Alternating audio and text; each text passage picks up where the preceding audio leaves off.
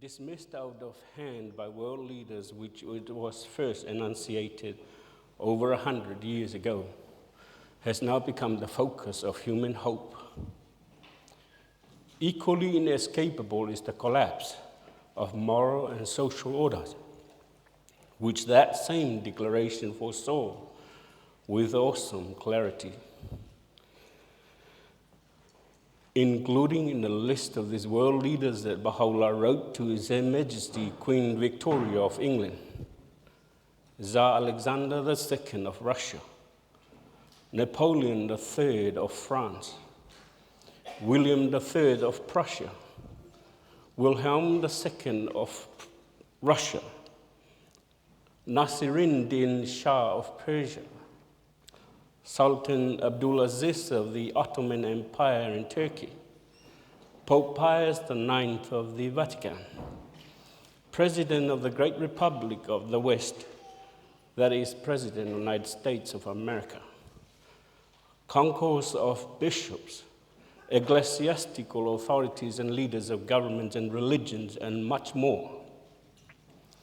These leaders represented the whole world at that time, for some of them have sovereignty over so many countries and vast sections of land, like the Ottoman Empire, the British Commonwealth, to name a few. In Baha'u'llah's letters to these world leaders, he stated that the divine physician has his finger on the pulse of mankind. He perceiveth the disease and prescribeth the remedy. One of these diseases is religious fanaticism and hatred as a world-devouring fire, whose violence none can quench. The hand of divine power can alone deliver mankind from this desolating affliction. And for the remedy, it is for them, these world leaders, to put aside their differences and come together in unity and peace and harmony. Unfortunately for the world, these leaders ignore the divine physician's exhortation. Today, the world of humanity is in desperate need of international unity and conciliation. To establish these great fundamental principles of propelling power is needed. It is self-evident that the unity of humanity and the most great peace cannot be established through material means. It cannot be accomplished through political powers, for the political interests of nations are various, and the policies of the peoples are divergent and conflicting. It cannot be founded on racial and patriotic powers, for these are human powers, selfish and weak. The very nature of racial differences and patriotic prejudices prevent the realization of this unity and agreement. Therefore, the promotion of the oneness of the kingdom of humanity, which is the essence of teachings of all the prophets and manifestations of God, is impossible except through the divine power and breath of the Holy Spirit. All other powers are too weak, incapable of accomplishing this unity and agreement. For man, two wings are necessary. One wing is physical power and material civilization. The other is spiritual power and divine civilization. With one wing only, flight is impossible. Two wings are necessary. Therefore, no matter how much of the material civilization of man advance, they cannot attain perfection unless uplifted by the divine power and breath of the Holy Spirit and divine civilization. Now, concerning our social principles, namely the teachings of His Holiness Baha'u'llah, spread far and wide 130 years ago. These teachings comprehend all other teachings. It is clear and evident that without these teachings, progress and advancements of mankind are in no wise possible. These teachings are even as the tree that beareth the best fruits of all trees. Philosophers, for instance, find in these teachings a perfect solution for social problems, and similarly, as the true exposition of matters that pertain to philosophical questions.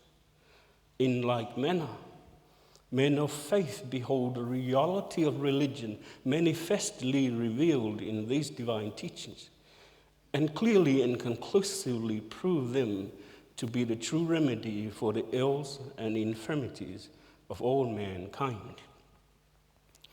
If these divine teachings be diffused, mankind shall be free from all perils, from all chronic ills and sicknesses. In like manner, the Baha'i economic principles, the embodiment of the highest aspirations of all wage-earning classes and of economists of various schools.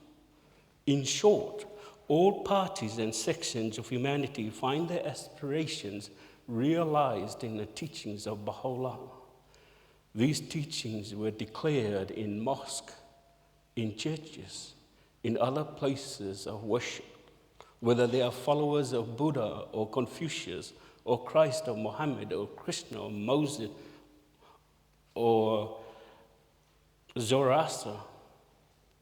None find faults in these divine teachings. In fact, when they were proclaimed, all acclaimed the truth in these teachings, acclaimed to be the true remedy for the ills of humanity. The watchphrase is oneness of humanity. If you survey the animal kingdoms, they are all in harmony with each other. The doves are red, white, black, and blue. Notwithstanding the diversity of the colors of their feathers, they flock together in unity and harmony and fellowship, making no distinctions among themselves, for they are all doves. Man is intelligent and thoughtful and endowed with the power of the mind. Why then he make distinctions between colors and race? There is no sheep that would shun another sheep as if saying, I am white and you are black. They graze together in complete unity and harmony and fellowship. How then men make distinctions between colors and race? Anyone that visited a rose garden will see various roses in different colors. Red roses, pink roses, yellow roses, white roses. They all grow together and replete with adornment. Each one accentuate the beauty of the other.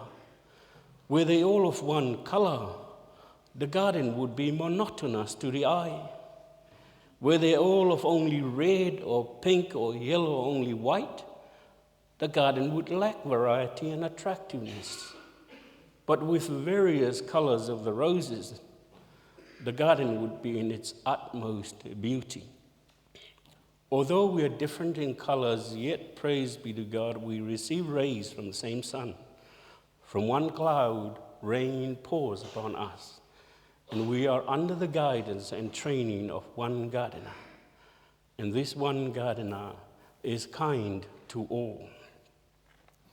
I like to say this phrase from Abdul Baha in his talk in America, in the audience that was mostly colored people and whites. He said, in the clusters of the races, may the colored people be as sapphires and rubies, and the whites as diamonds and pearls. The composite beauty of humanity will be witnessed in their unity and blending. All the teachings and principles that brought by past manifestations and in other religions, you can find them in the words and teachings of Baha'u'llah. But in addition to these teachings, are new teachings revealed by Baha'u'llah, peculiar to his revelation. The fundamental teachings of Baha'u'llah is the oneness of humanity.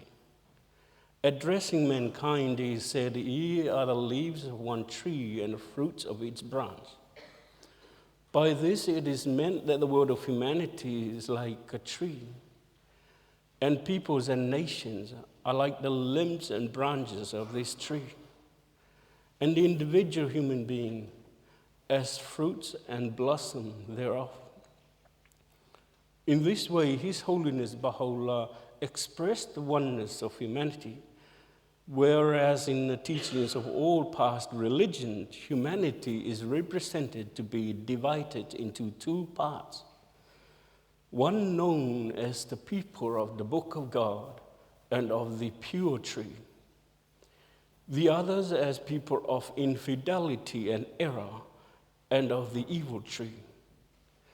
The former were considered to belong to the faithful, the others as hosts of irreligious and infidel. One part of humanity were recipients of the divine mercy, the others as objects of the wrath of their Creator. His Holiness Baha'u'llah removed this by declaring the oneness of humanity. This is new, peculiar to his revelation, for he has submerged all humanity in the sea of divine generosity. Some are asleep, they need to be awakened. Some are ill, they need to be healed.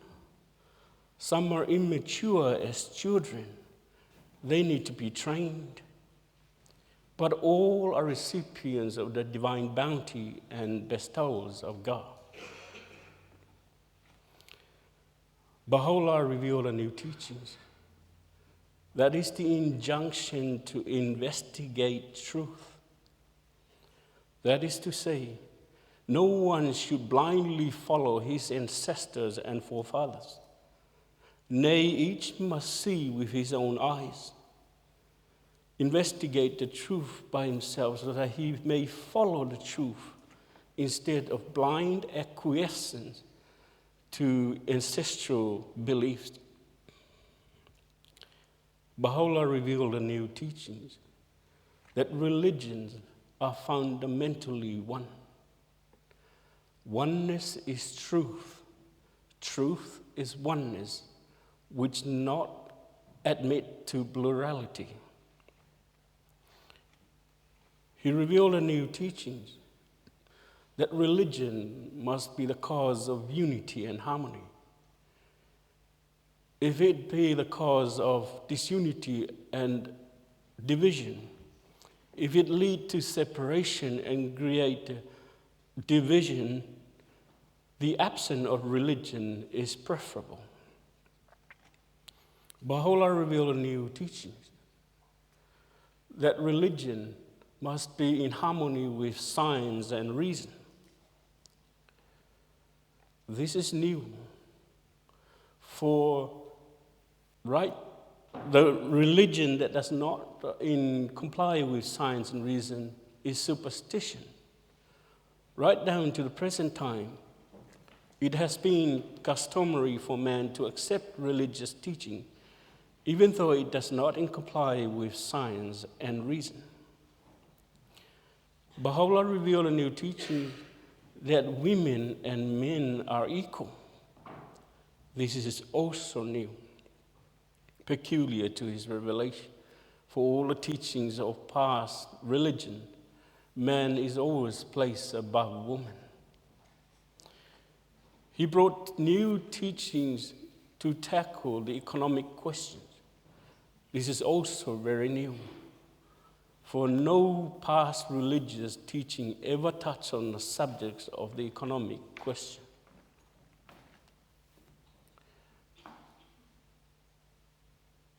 Do you want me to stop? That's all right. Baha'u'llah revealed new teachings. He ordained and established houses of justice.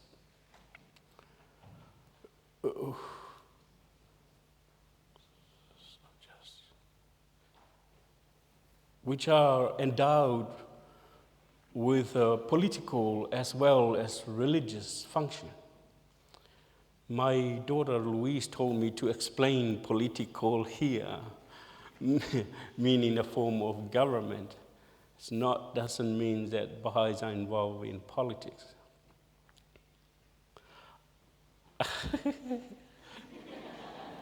A consummate union and blending of church and state. This institution is under the protecting power of Baha'u'llah himself. International House of Justice shall be elected, whose function is comply with the teachings of Baha'u'llah. And whatever the House of Justice ordain shall be followed by all mankind. This House of Justice should be elected from houses of justice of the whole world, and all the world shall come under its jurisdiction. Now, the most great characteristics of the revelation of Baha'u'llah, a specific teaching not given by any one of the prophets of the past. That is the ordination and appointment of a center of a covenant. To this appointment and its provision, he has safeguarded and protected the religion of God against division and schism, making it impossible for anyone to create a new faith and factions of beliefs. He has entered into a covenant with all the people of the world, including interpreters and explainers of his teachings, so that no one may explain or interpret the word of God and the religion of God according to his own individual interpretation of the revealed word. The Book of the Covenant of Baha'u'llah is the means of preventing such a possibility. For whoever speaks from the authority of himself alone shall be degraded. Be informed and cognizant of this. Our earlier speaker touched on the 9 stages of development of our faith. I just want to tell him that I'm only reiterating because I'm covering 7 stages of development. Shoghi Effendi, in his Advent of Divine Justice, page 12, mentioned these 7 stages of development. One, it was also on the PowerPoint, is unmitigated obscurity. The other is active repression. The third is complete emancipation. And this is from countries that are run by ecclesiastical authorities, by religious government. The fourth is the acknowledgement of the faith as an independent revelation or independent faith. The fifth is the recognition of the faith as a state religion. The sixth is the Baha'i state, and the 7th is the emerging of the Baha'i World Commonwealth. This explanation I'm going to give you was given to me by Dr. Naraki, Councillor Naraki. The moment the Bab declared his mission in Shiraz, Iran is through stage 1, unmitigated obscurity. I don't know of any nation that hasn't been open to the faith. If that is the case, then the whole world, all the stages of the world is through stage 1. Stage 2 is the active repression of the faith. Iran, after more than 160 years now, is still on stage 2, still under active repression.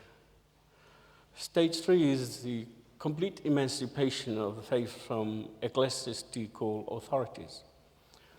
There's only one country that's through stage 3, and that is of Egypt.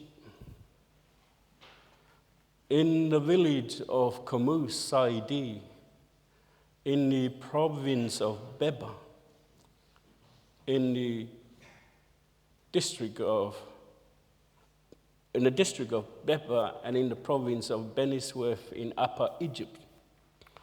The headman of that village took 3 Baha'i men to court, asked the court to charge them with violating Islamic marriage laws, and asked the court to divorce their Muslim wives from them.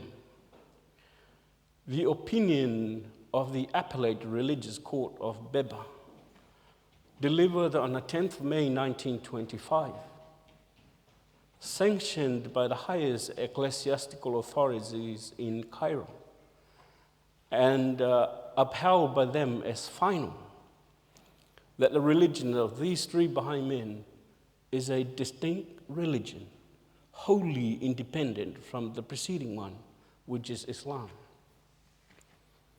Shoghi Effendi said in his God Passes By of this decision was acclaimed by the believers of East and West as the first charter of the emancipation of the cause of Baha'u'llah from the fetters of Islamic orthodoxy. The first charter of the emancipation of the cause of Baha'u'llah from the fetters of Islamic orthodoxy. Stage 4 is the recognition by state of Baha'i faith as an independent revelation. New Zealand in stage 4, Americans in stage 4, Australia in stage 4, most of the countries in the West are in stage 4. Stage 5 is when there are 50% or more of the population of the country are Baha'is, but the government is still run by the non-Baha'i government. Then the Baha'i faith is recognized as a state religion. And stage 6 is when this state religion eventually turned to the Baha'is and said, look, the majority of our state are Baha'is, we might as well run our country, because whatever election we do, the Baha'is will win. Might as well run our country by the administration of the Baha'i faith. Then when that happens, then that state becomes a Baha'i state. And stage 7 is when there are more and more and more and more and more Baha'i states appear, and then the emerging of the Baha'i world commonwealth that operates entirely on the teachings of Baha'u'llah. While we're still on the stages of development, especially stage 2, the active repression, I feel it's appropriate now for me to tell you of Abdu'l-Baha's warning of the imminent attacks from the ministers of the churches to the faith. In Abdu'l-Baha's last day in Washington, he gave 2 talks, and one of these talks to the Baha'is only at his residence, which he warned them of the imminent attacks of faith by the minister of the churches, which he said, may God confirm the day when scores of ministers of the churches would arise with bared head and shout out in the top of their voice that the Baha'is are misguided. I would like to see that day, for that is the time the cause of God will spread. Note the words of Abdu'l-Baha. Not only he said, may God confirm that day, but he said he would like to see that day, for that is the time the cause of God will spread. And he further on said, Baha'u'llah has declared that such as these, the opposition of the minister of the churches, as courier of the cause of God. If you send a mail by courier, not only it go fast, but it go forward, but it's fast. Some of these mails arrive the same day. Baha'u'llah has declared such as these as the courier of the cause of God. They will proclaim from the pulpit that the Baha'is are fools, that they are wicked and unrighteous people. But be steadfast and unwavering in the cause of God, for they will spread the message of Baha'u'llah. There are 2 things Abdu'l-Baha tells us we must do if we face opposition from the ministers of the churches. One is unwaver and steadfast in the cause of God. The other is this. He said there's a treatise written by His Honor, Mirza Abul Fahd. All of you should have a copy of it. You should read it, reflect on it, and memorize it. So when the attacks arises from unfavorable to the cause of God, you are well armed. This treaty written by Mirza Abul Fahd is to answer an article written by a London minister named Reverend Beta Said Easton, that attacks the faith in foul language and defaming Baha'u'llah and Abdul Baha. So this treatise, when I first read this treatise, I immediately memorized it, but I don't trust my memory today, so I'm going to read it out to you. But before I read out this treatise, let me tell you a little story about this great Baha'i teacher, Mirza Abul Fahd. During one of the testing times of the American Baha'is, this is time when a covenant breaker that lives in the Holy Land, Muhammad Ali, sent his son named Shuwaullah to America and worked together with another covenant breaker named Ibrahim Gairullah. And they cause havoc. They create disunity and create agitation among the believers. And there were quite a number of believers fall under their spell. But their activities were crushed by the activities of 4 great Baha'i teachers that were dispatched to America by Abdul Baha. And one of these 4 is Mirza Abul Fahd. The other 3, I decided to tell you the other 3 as well.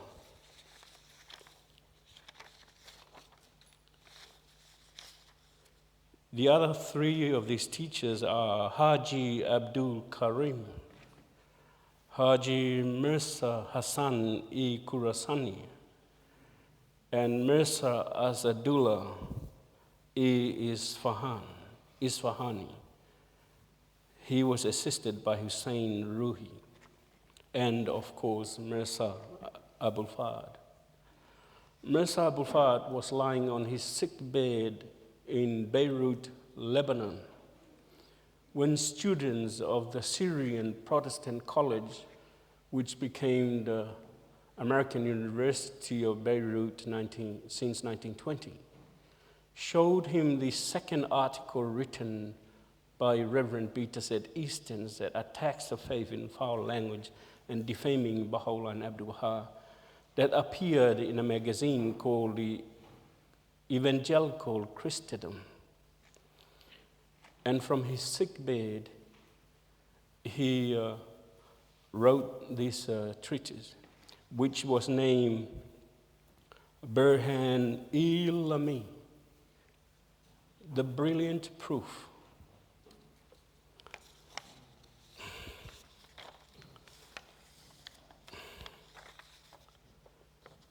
I'm getting old, I need eyes now.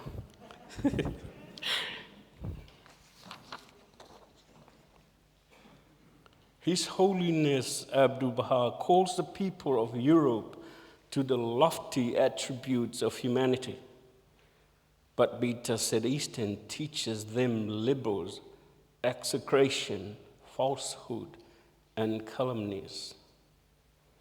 His Holiness Abdul Baha summons the dwellers in the world to unity and harmony, but Beta Said Easton invites men to division and inharmony.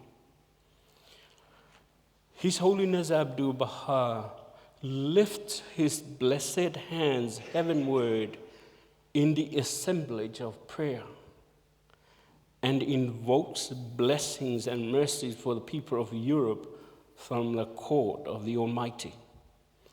But Beta Said Easton attempts to prove in learned magazines the remoteness of the people of the East from praiseworthy Christian qualities and desires that torment and punishment shall fall upon them. Abdu'l-Baha commands, speak evil of no one and wish evil of no one, for no one. But Peter said Easton says that no one should wish well for or consider as worthy grace a people whose number he estimates as 3 million. That's his estimation of Baha'is at that time. I wonder, therefore, how we are to distinguish the good and evil fruits of the tree of existence. And how shall we comprehend and interpret the blessed words, ye shall know the trees by its fruits. To my mind, there's no criterion but this, and Peter said Easton cannot teach otherwise. It was said that Peter said Easton's arguments was well answered and demolished by the brilliant proof. In fact, it silenced him forever.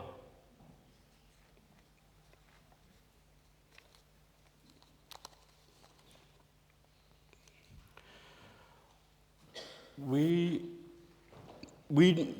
in our writings, there are 2 pieces that's mentioned in our writings. It was already touched in some other talks. If you find there are more than 2 pieces, can you let me know? One is the lesser piece, as you all know. And this piece, we have nothing to do with it. It's also known as the political piece. Although we had nothing to do with this piece, nevertheless, Baha'u'llah had a plan of how that peace should come about. In a letter from Abdu'l-Baha to a peace committee, it was called an unofficial committee of the League of Nations. It was called the Committee of the Durable Peace in The Hague. And this letter of Abdu'l-Baha to this committee, he spelled out in clear terms that the lesser peace would not come through the League of Nations. And he told them of Baha'u'llah's plan of how that peace should come about. And that is national assemblies or parliaments elected 2 or 3 representatives from their respected country. These representatives should be fully aware and understands international laws, fully understands relationships between countries. These representatives can be more according to the proportion of the inhabitants of each country. And these representatives should be approved by the monarch, the president, the prime minister, the upper house, so that they are total and fully representative of their own countries. And from these representatives is elected a body that's called the International Tribunal.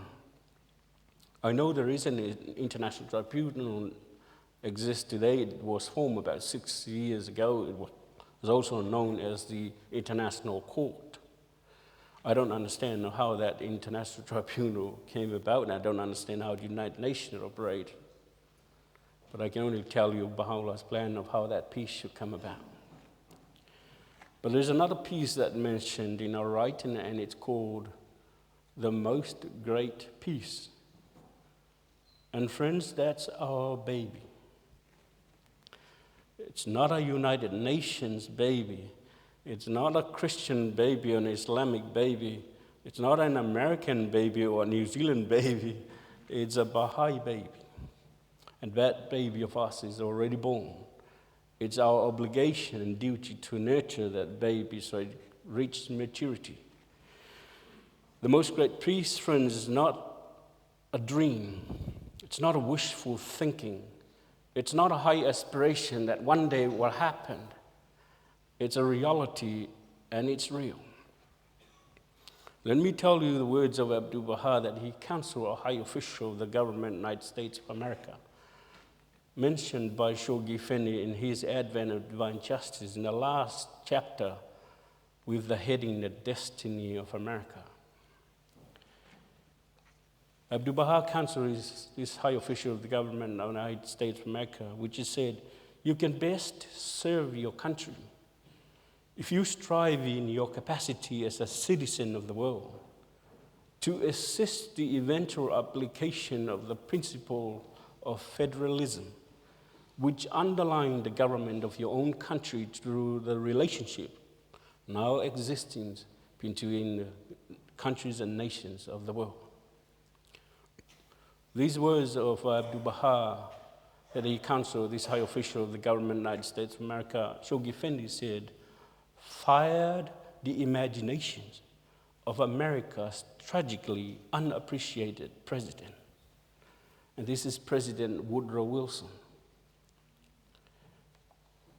whose high endeavor Abdu'l-Baha, through his own pen, acclaimed as signalizing the dawn of the most great peace. Not the dawn of the lesser peace, the dawn of the most great peace.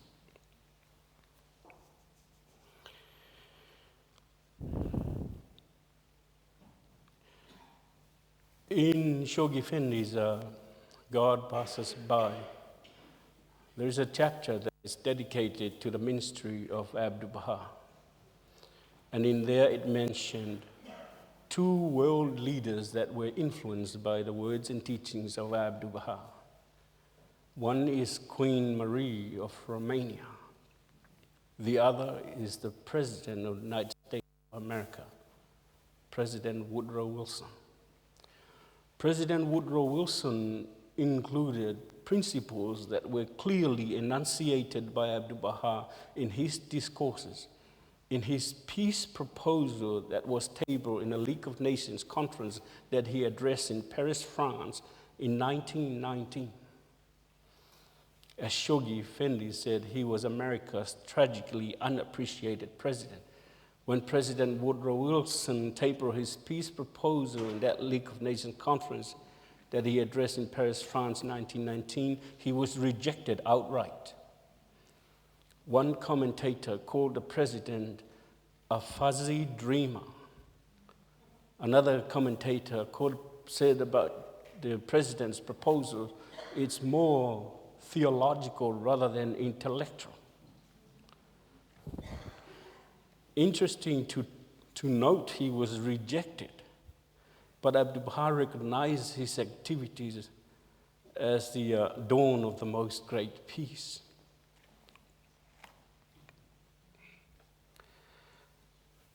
And even he was rejected more than 80 years ago, still today, there is a peace system that still exists among the Americans' political circle that is called the Wilsonianism, after President Woodrow Wilson.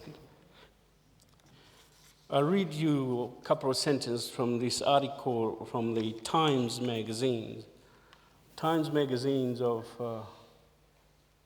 December 30th. Oh, can't see. December 30th, 2002. And there is an article in it about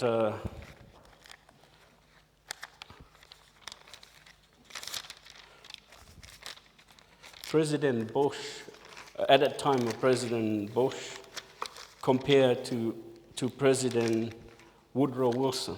If you see this article here. Their comparison, the commentator of the article said that all what Bush is doing now about peace are from the thoughts of Wilson. Now let me read you just a couple of sentences here.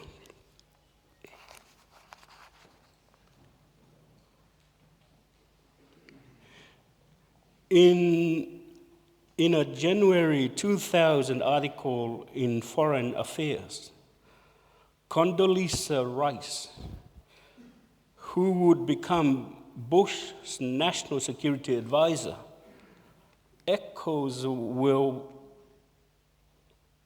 sniffed with obvious disapproval that there were strong echoes of Wilsonian thought in the Clinton administration.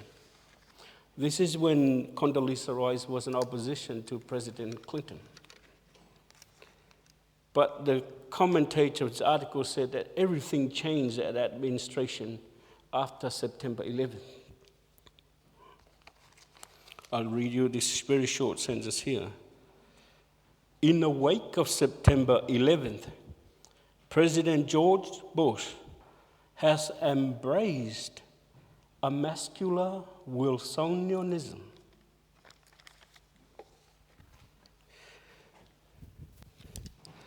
I think the most great peace on its way to.